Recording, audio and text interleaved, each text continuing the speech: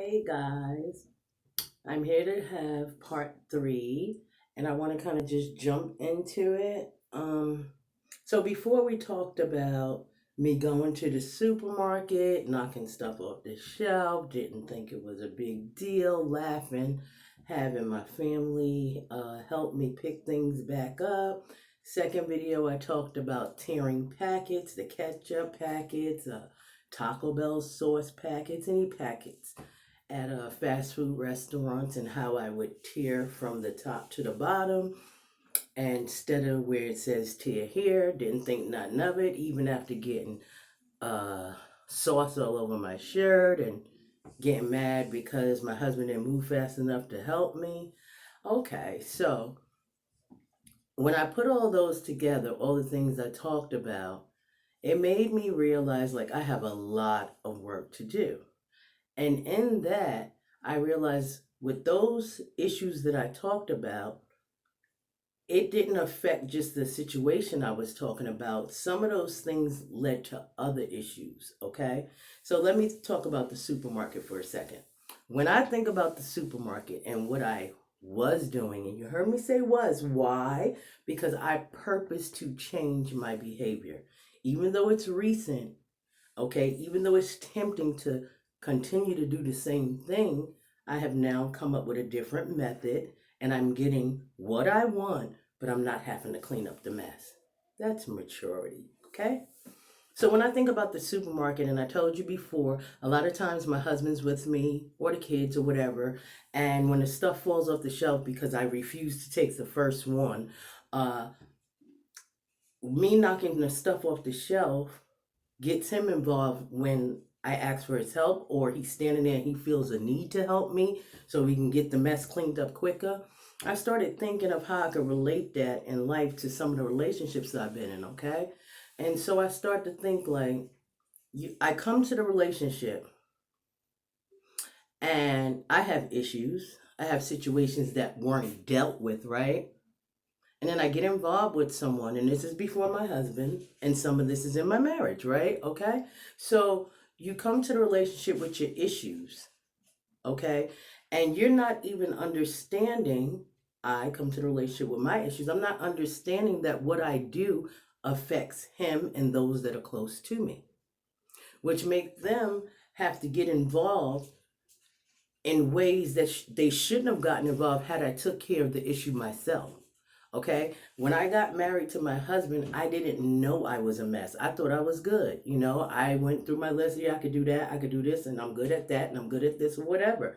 I didn't know I had so many issues until we got involved and things started coming out. Okay, holding him responsible sometime for the things that I didn't take care prior to getting married.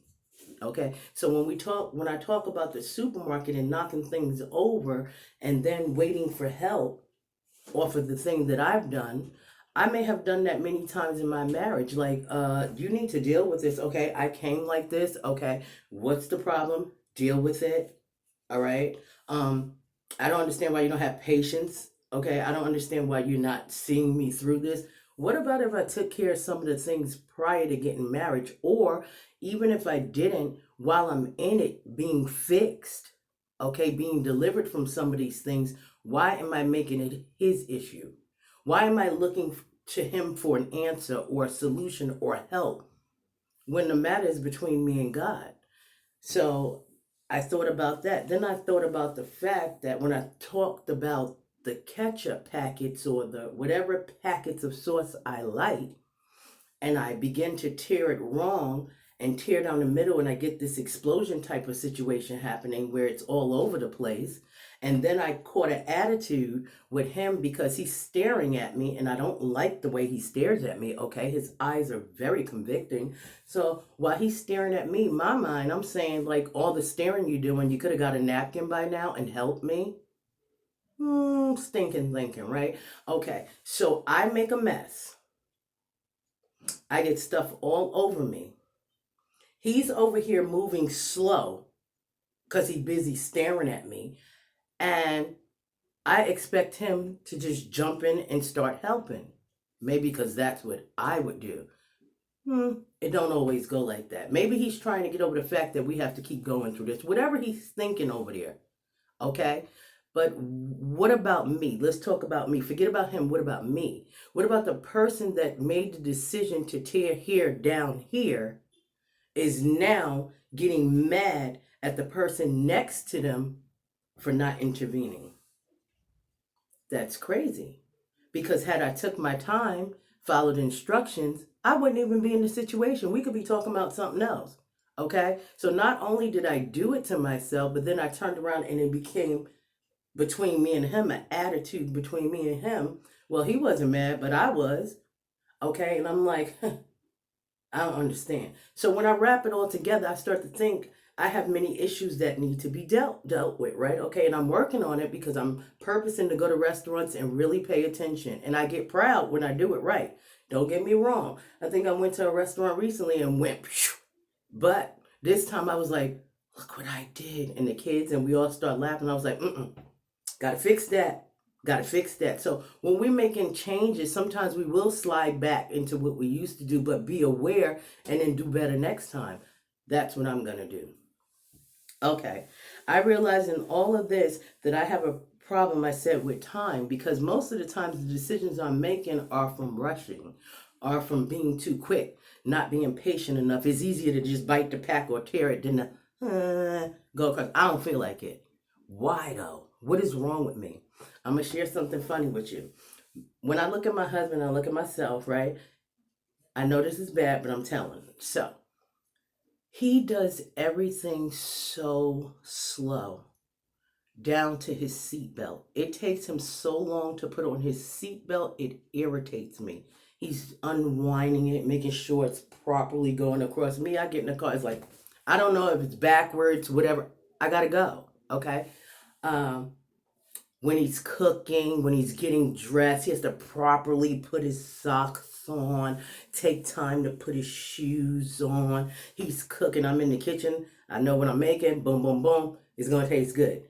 His is all thought out. And I'm looking at him like, do you want me to do it? Okay. Like, you taking way long. Difference between me and him. Okay. His discernment is very strong. And I realized from watching that he gets things right on the first shot. Okay. I don't see too many times where he have to do something over and over again. It's because he didn't took forever to do it the first time and worked it out mentally and everything. He's prepared to just go in. Where me, there have been situations where we've done the same thing, but I'm like, oh, had I not done this, then this wouldn't have been like this. But that requires extra time, so I didn't do it that way.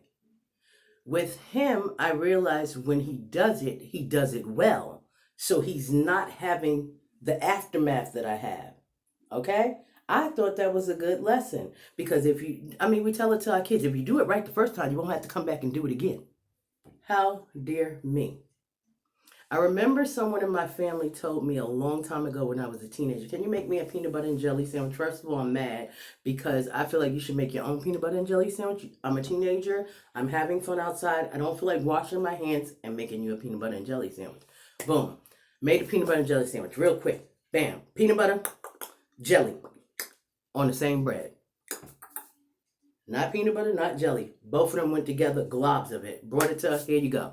She called me back. She called me Nikki. Nikki, come here. Yes? This is not how you make peanut butter and jelly. I'm like, I don't really care. I didn't say it, but that's what I felt. She said, there's a right way and a wrong way to do everything. Peanut butter goes on one side, jelly goes on the other. I'm like, who told her she was the master of peanut butter and jelly? That's the way you like it. All you did was ask me to make it. You didn't tell me how you want it made. My smart mouth. This is what I'm saying to myself. Wish I could have released it. Glad I didn't. Okay, that thing stuck in my head for years. Over and over again, I would do something and think about that peanut butter and jelly sandwich. Okay, she was right. There is a right and a wrong way to do everything.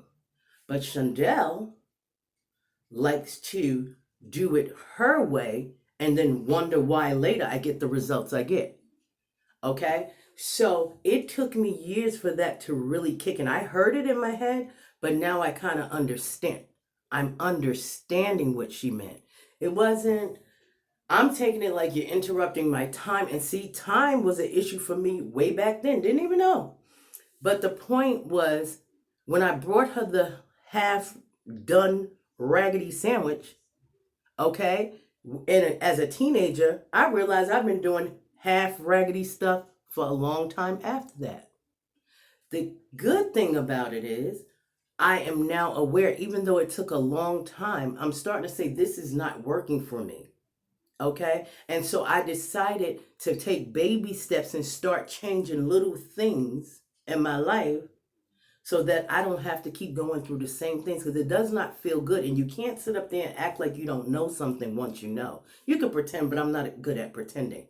I like wisdom and I like understanding and I like knowledge. So therefore, if I get it, then I want to apply it, right? So I'm working on applying these things, going all the way back, seeing how it's affected many things in my life, affected places in my marriage, my friendships, or whatever, okay?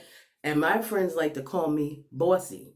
And I say I'm not bossy, but that's a whole nother subject, right? But it is this attitude of I want to do it my way. Well, guess what? My way's not working, okay? So I'm going to start to consider things and change the way I've been looking at stuff. My perspective has got to change if I want certain results. And I'm homeschooling 3 children. One graduated, so now we have 2 to finish. But how can I be a good teacher to them if I'm sitting up there doing half of this stuff in front of them and they looking like, no, okay? Because my kids are very smart, okay? So I don't want them to see me like this. I don't want my husband to see me like this. It's not game over. It's not funny no more. So I'm working on me, okay? Guys, that's it for tonight. Thank you for listening. I hope this blessed someone. It blessed me. I'm here to motivate because that's what I do, motivate forever. And I look forward to the next word God is going to give me, and I'll share it with you. And thank you again. And share, like, subscribe, and be blessed. Talk to you later. Bye.